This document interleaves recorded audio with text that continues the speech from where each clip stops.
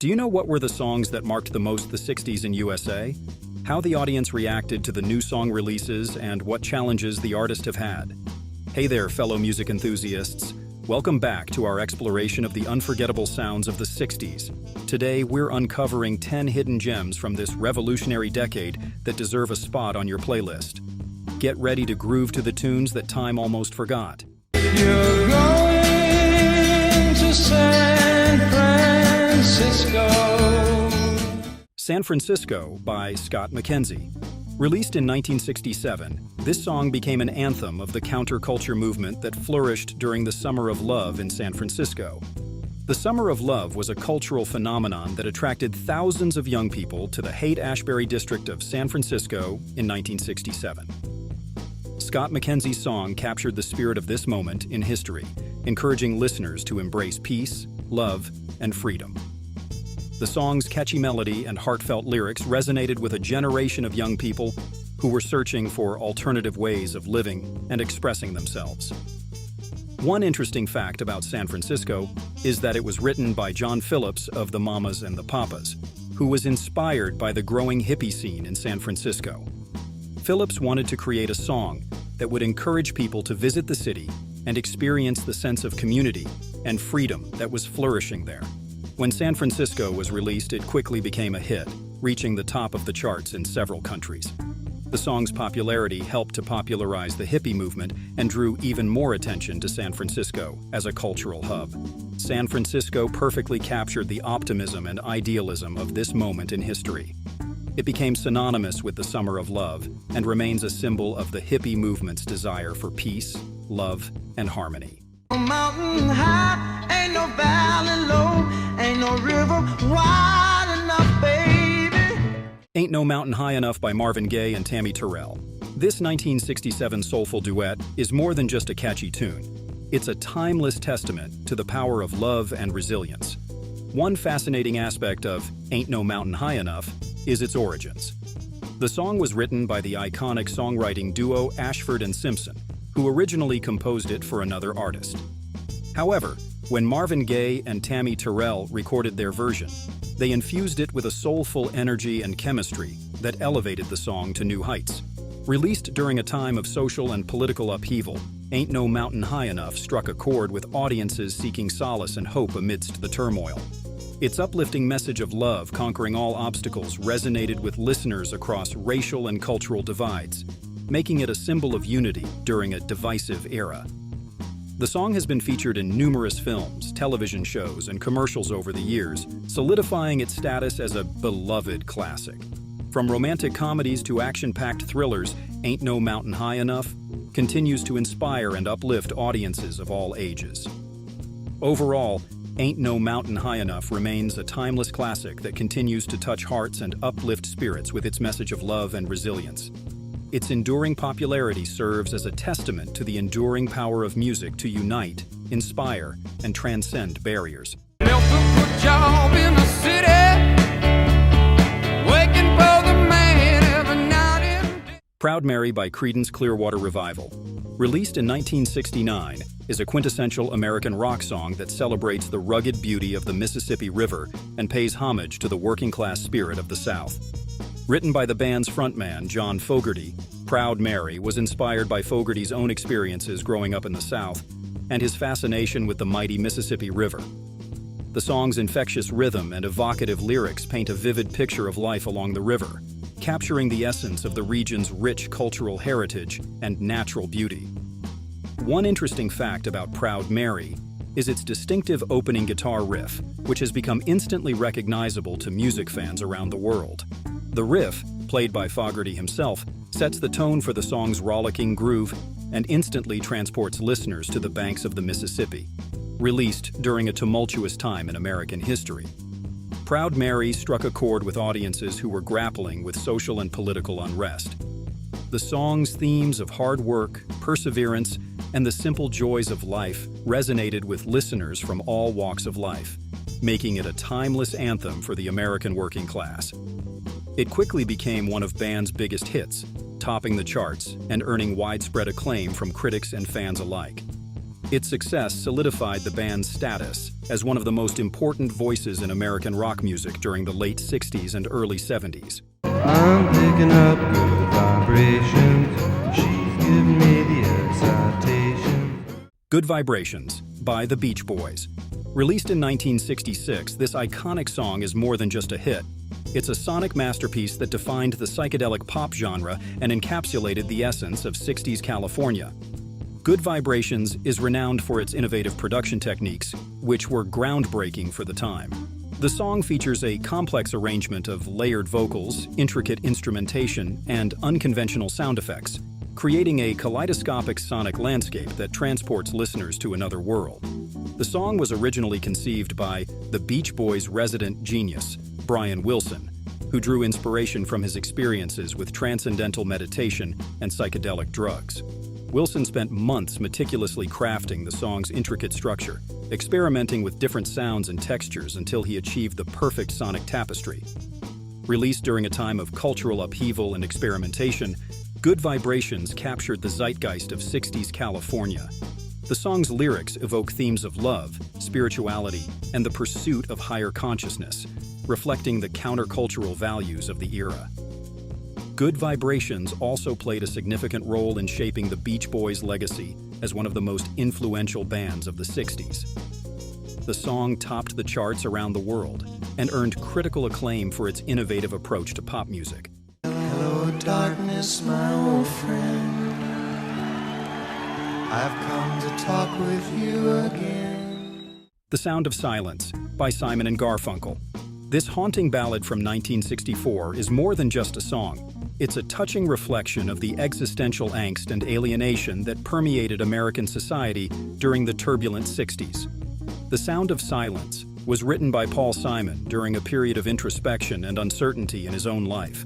The song's melancholic lyrics and haunting melody capture the sense of disillusionment and isolation that many young people were experiencing at the time. The song was initially released in 1964 as a commercial failure, but it was re-released in 1965 after receiving airplay on a college radio station. This second release catapulted the song to the top of the charts, where it remained for weeks, earning Simon and Garfunkel widespread acclaim and recognition.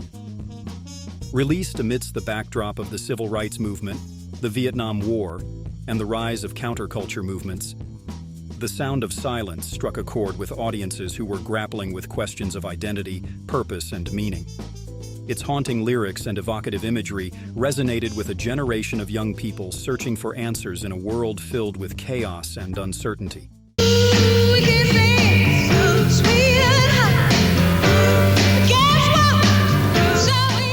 Aretha Franklin, Respect.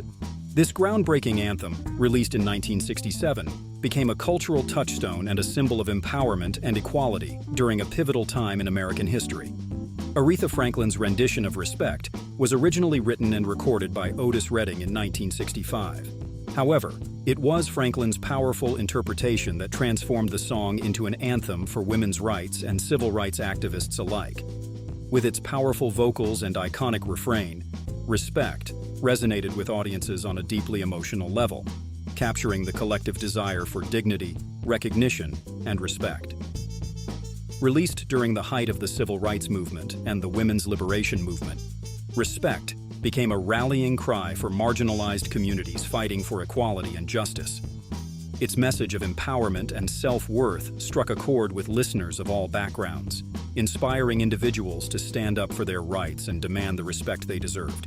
Respect quickly became an anthem for social change, earning Aretha Franklin the title of Queen of Soul and solidifying her legacy as one of the most influential artists of all time. The song topped the charts and won Franklin 2 Grammy Awards, including Best R&B Recording. What a wonderful world. What a Wonderful World by Louis Armstrong. This timeless ballad is more than just a song. It's a heartfelt reminder of the beauty and resilience of the human spirit, even in the face of adversity. Louis Armstrong's rendition of What a Wonderful World is celebrated for its soulful vocals and uplifting message, but its release in 1967 also coincided with a period of significant social and political upheaval in the United States. The song served as a beacon of hope and optimism during a time marked by civil rights struggles, anti-war protests, and widespread social unrest. Despite Armstrong's legendary status as one of jazz's most iconic figures, the song received little attention upon its release and failed to achieve commercial success. However, over time it gained popularity and became one of Armstrong's most beloved recordings. Released amidst the backdrop of the civil rights movement and the Vietnam War, What a Wonderful World offered listeners a much-needed respite from the chaos and turmoil of the era. Its simple yet profound lyrics and timeless melody provided a sense of solace and comfort to audiences who were grappling with feelings of uncertainty and disillusionment. Known affectionately as Satchmo, Armstrong's distinctive gravelly voice and innovative trumpet playing revolutionized the genre and inspired countless musicians around the world.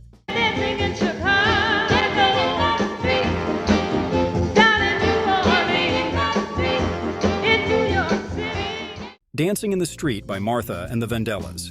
This song, released in 1964, holds a significant place in American music history. It's more than just a catchy tune. It's a cultural touchstone that served as a rallying cry for social unity and empowerment during a pivotal time.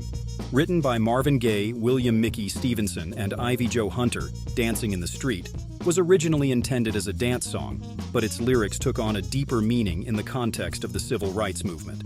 The song's upbeat tempo and infectious rhythm provided a soundtrack for social change, encouraging people from all walks of life to come together and celebrate their shared humanity. One fascinating fact about Dancing in the Street is its role in promoting racial integration in music. Despite being released during a time of racial segregation, the song broke down barriers and became a crossover hit, reaching audiences of all races and backgrounds. Its universal appeal helped to bridge divides and foster a sense of unity during a tumultuous period in American history. It also had a lasting impact on the music industry. The song's success helped to elevate Martha and the Vandellas to stardom, solidifying their status as one of Motown's most iconic acts. It also paved the way for future generations of artists to use their music as a platform for social commentary and activism.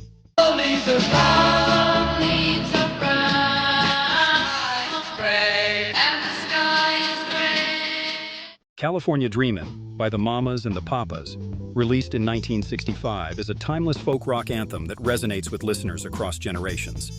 The song captures the yearning for warmth and sunshine during cold, dreary days, evoking a sense of wanderlust and nostalgia for brighter days.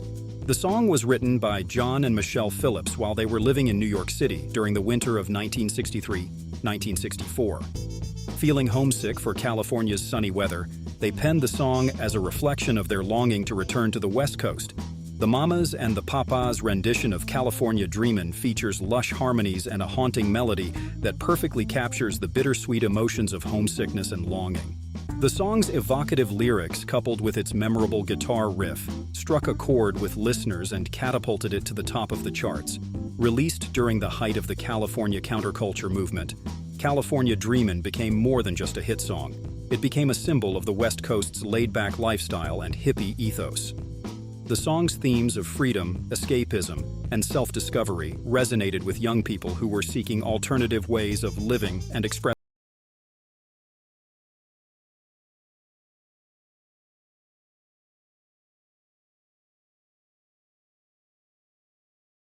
Morrison. Released in 1967, is a beloved classic that transports listeners to a simpler time, evoking feelings of nostalgia and young love. With its infectious groove and heartfelt lyrics, the song has captivated audiences of all ages for decades. Van Morrison wrote the song while living in New York City, drawing inspiration from his memories of growing up in Belfast, Northern Ireland. The song reflects Morrison's fond recollections of youthful innocence and the joy of young love, making it a universal anthem for anyone who has experienced the thrill of a first romance. Brown-Eyed Girl features Morrison's distinctive soulful vocals and a catchy melody that sticks in the listener's mind long after the song ends. The upbeat rhythm and cheerful instrumentation create an irresistible groove that encourages listeners to sing along and tap their feet. Released during a tumultuous time in American history, Brown-Eyed Girl provided a welcome escape from the social and political upheaval of the era. Its sunny disposition and optimistic lyrics offered a brief respite from the chaos of the world, reminding listeners of the simple pleasures of life and love. And there you have it, folks. Just a taste of the musical magic that defined the 60s. From soulful anthems of social change to psychedelic odysseys of self-discovery, the music of this iconic decade continues to inspire and resonate with audiences today. Thanks for joining me on this journey through time. Please write in the comments what was your favorite song from this decade. Until next time, keep on rockin' and rollin'.